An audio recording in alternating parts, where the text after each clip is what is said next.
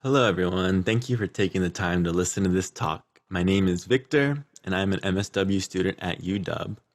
My anonymous research partner, which I'll explain later, and I have been doing extensive research on psychedelic-assisted psychotherapy as a part of a larger project that is exploring clinician attitudes towards psychedelic-assisted psychotherapy.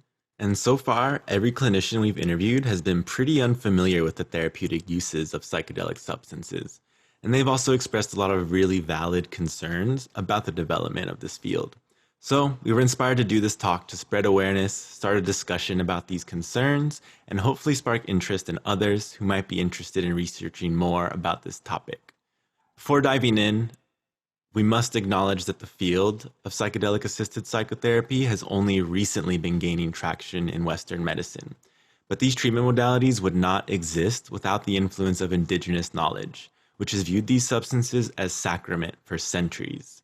Psychedelic-assisted psychotherapy is not ceremony by any means, and while there is a fair amount of really interesting research being conducted on psychedelics that are found in nature, many of these studies are examining ceremony, at times appropriating indigenous knowledge just to repackage it as, quote, innovation in Western medicine, unquote. Additionally, research of this topic is underrepresenting the voices of people of color and is overall inequitable. But that discussion could be its own lightning talk. So for now, I'll plug the Chakruna Institute at the end of this presentation, who does a lot of decolonizing work within this field. So why is this field of psychedelic-assisted psychotherapy important? Well, I imagine many people listening right now are aware that the US mental health care system could be doing a much better job on every level, whether that's micro, macro, just everywhere. And for the conditions we'll be discussing today, about half of those seeking treatment do not respond to it. And this affects society as a whole, whether that's increased insurance costs, indirect harm to others at the micro level, etc. Based on that alone, it seems obvious that it's time to start exploring other options for treatment, namely the therapeutic use of the psychedelic substances listed here.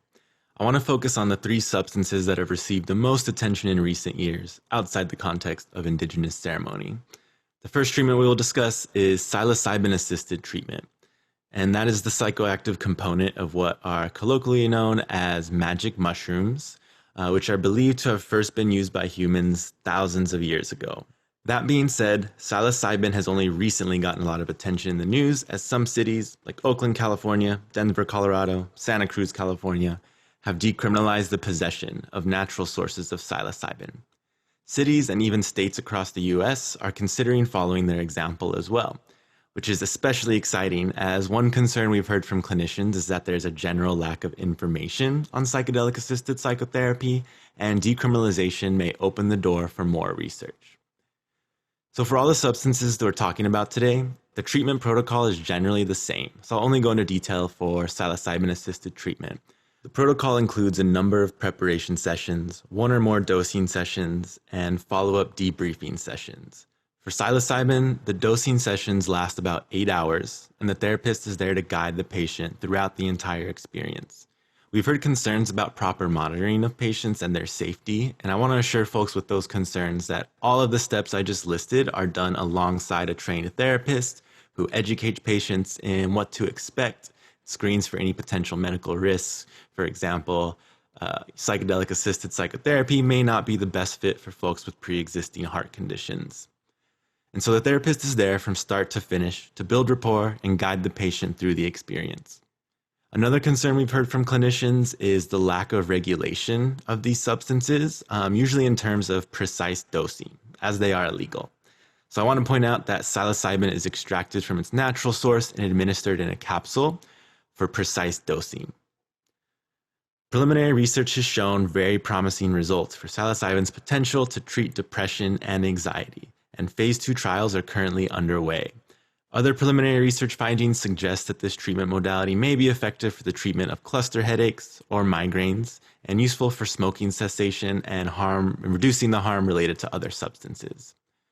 I'm aware of the amount of words on this slide is overwhelming, but I just want to highlight this one quote from a participant in the depression study. Quote, "There was a lot of sadness, really, really deep sadness. The loss, the grief. It was love and sadness together and letting go. I could feel the grief and then let it go because holding on to it was hurting me, holding me back. It was a process of unblocking. I think that this quote reflects the intensity of the experience and the importance of being guided through the experience in order to see profound changes. None of these substances should be considered a happy pill by any means. And in case I forgot to mention it earlier, we highly discourage the self-administration of psychedelic-assisted psychotherapy. Discomfort is often where the most growth happens, but without a properly trained therapist to help unpack that discomfort, then it may do more harm than good. So, on to the next substance, MDMA, which interestingly is often not categorized as a psychedelic by recreational users. And I want to clarify that it is not a stimulant, as many would believe.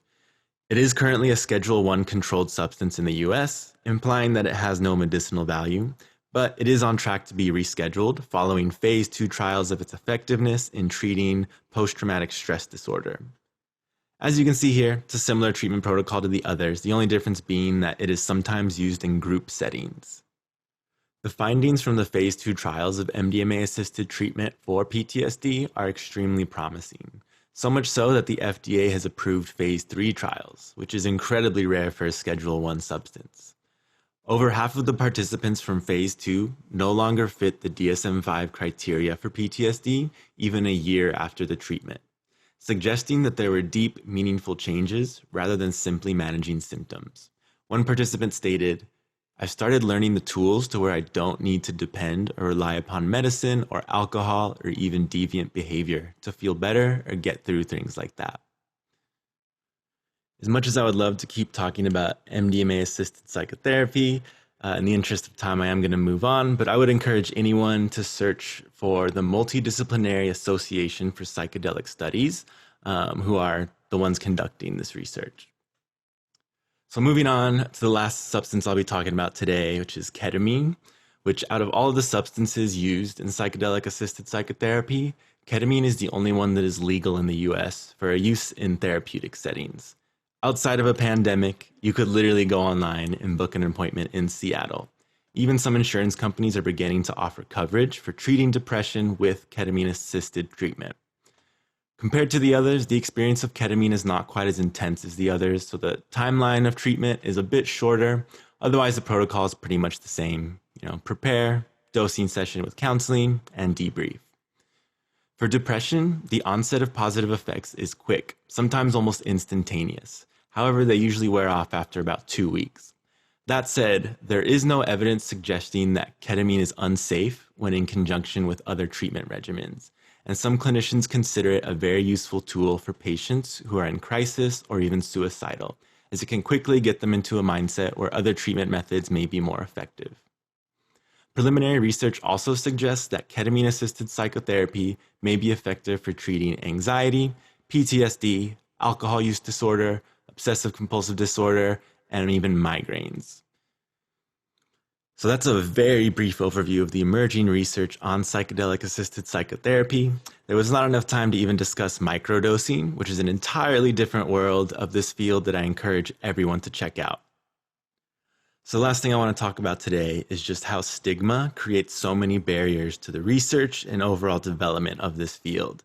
Psychedelic substances are still heavily criminalized in most parts of the world, including the US. Severe penalties range from multi-million-dollar fines to even the death penalty in some countries. In fact, my research partner is not here doing this talk with me because of concerns about potential and very real repercussions from their home country. Although these substances have the huge potential to heal, they are still very misunderstood. Only a small portion of people who work in mental health even know about this research, and an even smaller portion are working towards making these treatments legal and accessible.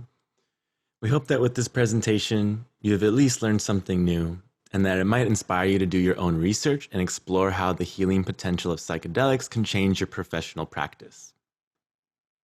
So once again, thank you so much for listening. If you have any questions or thoughts, you can contact me at kingv@uw.edu, listed on this slide.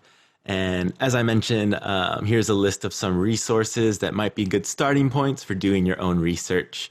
And the first thing on this list is a website that my research partner and I have been putting together that aims to compile a lot of the peer-reviewed literature that might be relevant for clinicians that are curious about this work and how to get involved. There's also some books and a movie that you might enjoy, even if you aren't a clinician.